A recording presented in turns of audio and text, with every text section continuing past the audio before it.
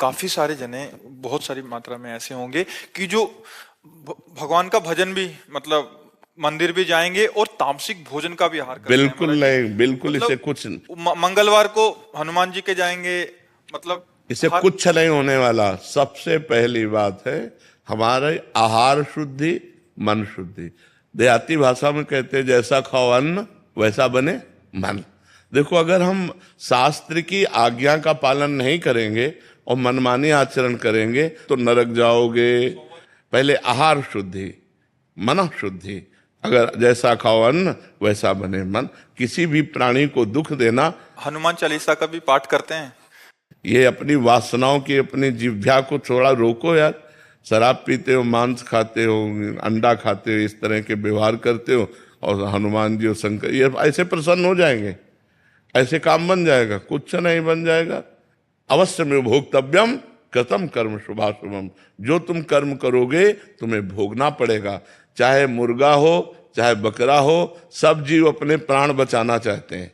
सब जीव, तुम उनको काट कर खाओगे वो भोगना पड़ेगा। राम जी के रूप में भगवान ने यदि बाली के चरण में बाण मारा तो भगवान श्री कृष्ण के चरण में व्याध के रूप में उसने बाण मारा। देखो ना, लीला देखो। भगवान ने अंतिम अपनी लीला जो श्री कृष्ण लीला है वो यहां संपन्न की कि भगवान के चरण में व्याध जो है बाण मार रहा है। अब आप विचार करो, जब वो सरकार समर्थ होते हुए भी अपने लीला का लीला दर्शन कराते हैं। श्रवण कुमार के वध का संयोग बन गया दशरथ जी के हाथ से, शब्द वेदी बाण मार दिया। तो देखो उनका जो कर्म था वो तड़प तड़प के अपने पुत्र भगवान राम के वियोग में प्राण त्यागना पड़ा कि नहीं पड़ा? भगवान उसको मिटा सकते थे लेकिन भगवान नहीं मिटाते। अवश्य में वो भोक्तव्यम गीता जी में कहा है। इसलिए हमारी प्रार्थना है कि तमोगुणी भोजन का त्याग करो, सात्विक भोजन और संयम से रहोगे तो तुम में जो बल आएगा वो एक महान पवित्र बल होगा। आज बल नहीं दिखाई देता, चेहरे में कांति नहीं है, विचार में पवित्रता नहीं है। ऐसा नहीं, हम पशु नहीं हैं, हम मर्यादा से चलने के लिए हैं।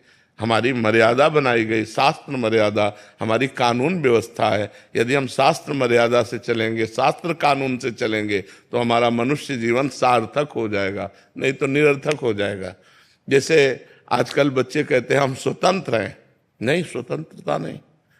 माता पिता की आज्ञा की परतंत्रता, शास्त्र की आज्ञा की परतंत्रता, गुरु की आज्ञा की परतंत्रता, कानून की परतंत्रता, अगर ये स्वीकार करोगे तो स्वतंत्र हो जाओगे। अगर मनमानी करोगे तो परतंत्र हो जाओगे। मनमानी स्वतंत्रता नहीं होती, मनमानी इंद्रियों की परतंत्रता होती। जो इंद्री कहती वही हम कहते हैं। आप अपने को स्वतंत्र समझते हैं, इंद्रियों के गुलाम, मन के गुलाम, तो स्वतंत्रता कहाँ है? स्वतंत्रता तब होगी जब हमारी बात पुनः समझ ले, शास्त्र आज्ञा के अधीन चलोगे, गुरु के अधीन चलोगे, संतों की वाणी के अधीन चलोगे। भगवान शास्त्र और संतों के रूप में विराजमान है तो आप स्वतंत्र हो जाओगे, माया मुक्त हो जाओगे। तो आचरण और भोजन, ये दो का बहुत बड़ा योग है। अगर हमारा भोजन ठीक तो हमारे आचरण ठीक होंगे, हमारे आचरण ठीक तो हम भगवान को प्रसन्न कर सकते हैं। गंदा आचरण, अभी कल परसों ही एक प्रश्न आया था कि गांव देहात में महाराज जी क्या है कि छोटे छोटे देवी जी के मंदिर हैं और गांव में किसी के घर में बच्चा हो रहा है या शादी हो रही है तो महाराज जी बकरा लेके और फिर उसका वो करते हैं, बलि देते हैं। फिर महाराज जी फिर पूरे गांव वाले आते हैं, फिर पूरा मांस वो करते हैं, मंदिर भी जा रहे हैं महाराज जी, देवी की आराधना भी कर रहे हैं। ये सब ये भोजन, ये आसुरी वृत्ति है, इससे भगवत प्रसन्नता नहीं होती। हम सबको बताना चाहते हैं, जगदम्बा को जगत जननी कहते हो तो बकरे की भी माँ है, जगत जननी है ना। माँ अपने पुत्र की बलि से प्रसन्न कैसे हो सकती है? हमें तो नहीं समझ में आता। और जब वो जगत जननी है तो बकरे की भी माँ है, वो भैंसे की भी माँ है, वो गाय की भी माँ है। वो माँ जो जगत माता है वो अपने पुत्रों की बलि से प्रसन्न कैसे हो सकती है? अगर वो प्रसन्न होती तो तुम्हारा मंगल हो जाता। किसका मंगल हुआ बकरे की बलि चढ़ाकर? हमें बताओ। देवी अप्रसन्न हो जाएंगी अगर नहीं किया ऐसा, तो महाराज जी ये भी माने। अरे अगर वो अपने स्वरूप में आ जाए तो सबको चाट जाए उनको। वो तो महाकाली है, महाकाल स्वरूप भी है, तो वो दुष्टों का संहार करने के लिए रूप माता जी ने धारण किया, वो दुष्टों का खून पिया, जो संसार के पवित्र जीवन जीने वालों के लिए वो मृत्यु काल रूप थे, जैसे महिषासुर, शुम्भ निशुम्भ, रक्त बीज, माता जी ने इनका संहार किया। इन बकरी बकरों का थोड़ी संहार करने से माता जी प्रसन्न हो जाती है, ये तो मूर्खता है, कोरी मूर्खता है, कभी माता जी प्रसन्न नहीं होती। हमें लगता है कभी ऐसे कार्य नहीं करने चाहिए और ये सोचो कि माँ प्रसन्न हो जाएंगी, मुझे ऐसा नहीं लगता। माँ ऐसे नहीं, कुपुत्रो जायते क्वचिदपि कुमाता न भवति।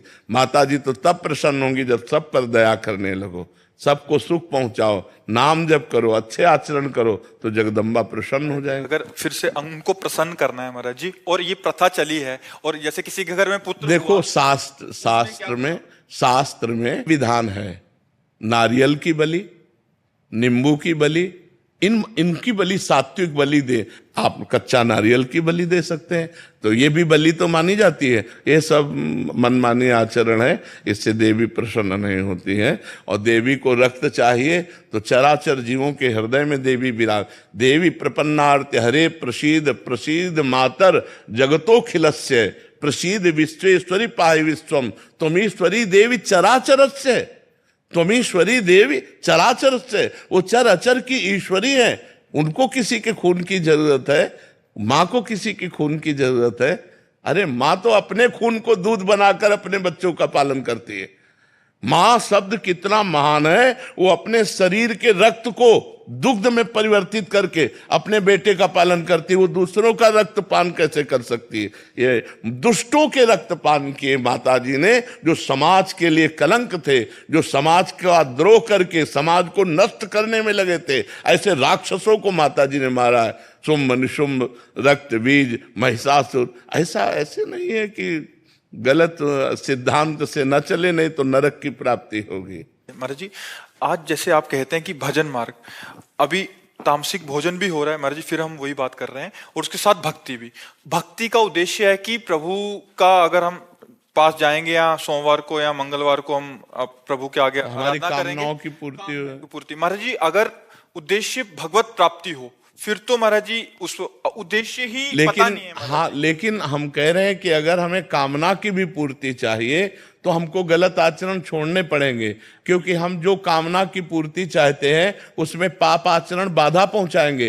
पाप का फल दुख है, पाप का फल विपत्ति है, पाप का फल संकट है। यदि आप मुर्गा मुर्गी खाते हो तो पाप कर रहे हो, और वो पाप आपकी कामनाओं को पूर्ण नहीं होने देगा। चाहे हनुमान जी के पास जाओ, चाहे राम जी के पास जाओ, जहां भी जाओगे जीवों की हिंसा करते हो, जीवों को दुख देते हो, गंदा आचरण करते हो, गंदा भोजन पाते हो, तो भगवान प्रसन्न नहीं होने वाले। और आप किसी मंदिर न जाओ, घर में पवित्र आचरण करो, पवित्र भोजन पाओ और नाम जप करो, तुम्हारे घर में भगवान आ जाएंगे।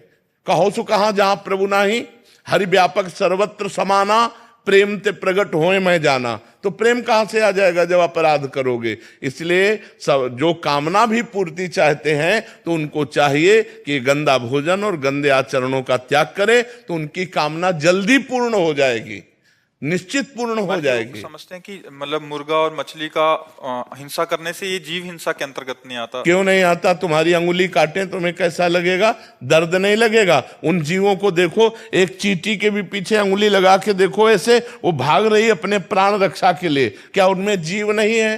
क्या मुर्गा अपना प्राण बचाना नहीं चाहता? क्या पशु पक्षी प्राण बचाना नहीं चाहते? और जिनको ये है कि अगर हम खाएंगे नहीं तो सृष्टि बढ़ जाएगी, तो तुम अपने बैलेंस की चिंता करो। तुम्हारा बैलेंस जब परमात्मा बनाएगा तो तुम्हारे होश उड़ जाएंगे। वो परमात्मा का 3 कार्य है: सृष्टि रचना, सृष्टि पालन करना और सृष्टि का संहार करना। वो भी अपने आप में लय कर लेता है।